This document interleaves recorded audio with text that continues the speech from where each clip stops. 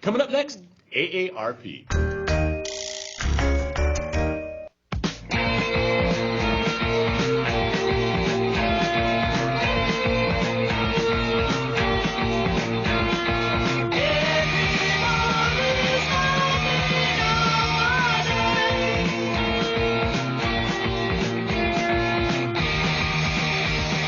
AARP is an organization for people who have birthdays.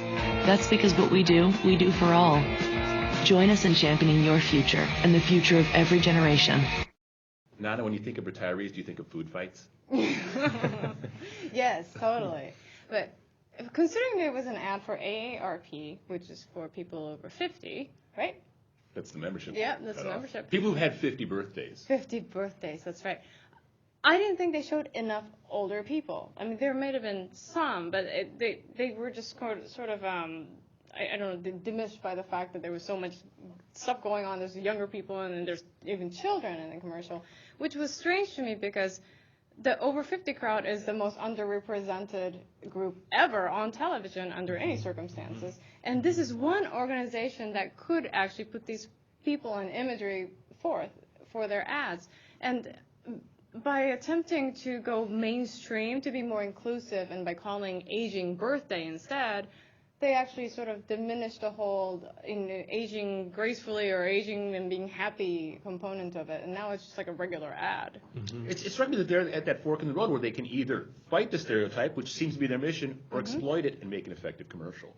Yeah, and the music was not what you associate with the over 50 crowd. I mean, I thought it was kind of jazzy. Of course, yeah. You know, I'm closer to 50 than I am to some other numbers, but the AARP is they're working on, I was reading about this, their new marketing strategy, and one of the things they're doing is they're trying to tap into the over 50 market for music. So they're sponsoring concerts, like a concert for Tony Bennett, and I don't think that song was by Tony Bennett. No, but a friend of mine was at the AARP convention last year, and she saw Elton John. It was this amazing experience for her. She loves Elton John, and he fit. Does he sponsor them? Because they're trying to get endorsements from musicians who are quite reluctant to sign their name. You know, I think that's interesting. I actually think this is a smart thing that they're doing, because the truth is that 50 in our time isn't the same as 50 when it was in our parents' time. I mean, 50-year-olds don't feel like senior citizens. 50-year-olds don't feel like they're in the category of old people.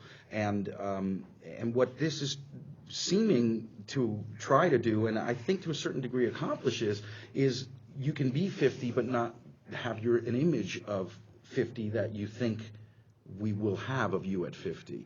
And you know, they talk about how it's for everybody, it's for the future of everybody, which is true. And it's sort of you know, you see these young kids in there, and it's about like, well, when you're 50, you know, what we're doing, you're going to appreciate. So start to understand that this is an organization for you, even though you can't even join yet. I was very interested in how it can be an advocacy organization for everybody. Well, but if you think about it, it advocates at the human level rather than at the institutional level, because they fight corporations, I think, pretty effectively. Well, they also align with corporations sometimes too, and it's very interesting if you track all the different things they've done. First of all, let me say, speaking as the only 50-year-old on the panel, but only by a few months. But only. Yes, well, thank you. There is this sense of, wait a minute, I mean, I'll own it. It's like, wait a minute, 50 isn't what 50 was when I was a kid. It's complete, you know, I'm still going to go see my rock and roll concerts. I'm still going to, you know, behave the same way I did. This music, I like this music. I'm 50 in a few weeks. But, you know, what really struck me is as I watched the spot, I didn't know what it was for the first time. And for the first 23 seconds, I'm thinking, this is a really cool cake mix spot.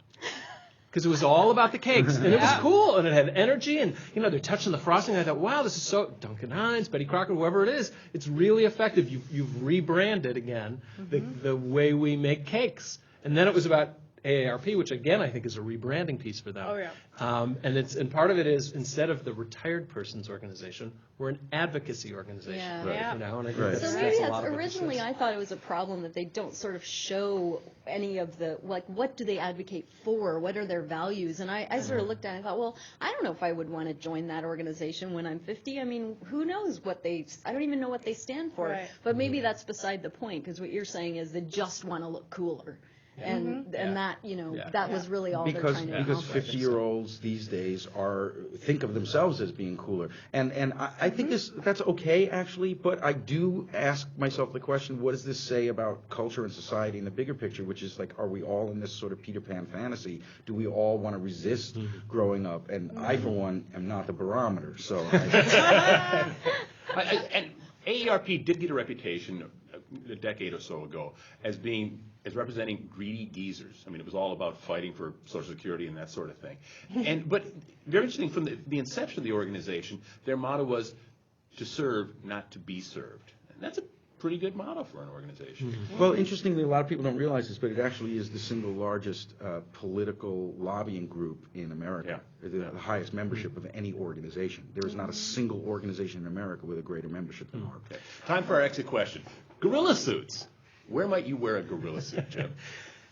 John, I'm going to own this here. I actually did wear a gorilla suit. I did wear a gorilla suit in offices. I delivered singing telegrams at one point in my life, dressed as a gorilla. So I would wear a gorilla, and I wore it on the subway. I wore it everywhere. So you can wear a gorilla suit wherever you want. Nana? I would wear it somewhere, but I don't think they come in my size. Valerie? More like a I had Rhesus philosophy monkey suit. professor who wore gorilla suits to philosophy conferences. Really? Paul? I think one would wear a gorilla suit to the gorilla office. I would wear it to a creation science meeting.